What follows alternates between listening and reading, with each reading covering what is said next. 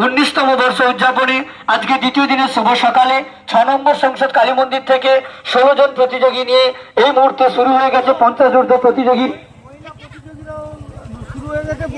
সেই সঙ্গে বাসন্তী ময়দান থেকে মায়েরও হন্টন প্রতিযোগিতায় অংশ নিয়ে তারা হাঁটতে হাঁটতে আমাদের অনুষ্ঠান প্রাঙ্গণ গদামথুরা শিক্ষা নিকেতন উচ্চ মাধ্যমিক বিদ্যালয় প্রাঙ্গণ পর্যন্ত পৌঁছবে।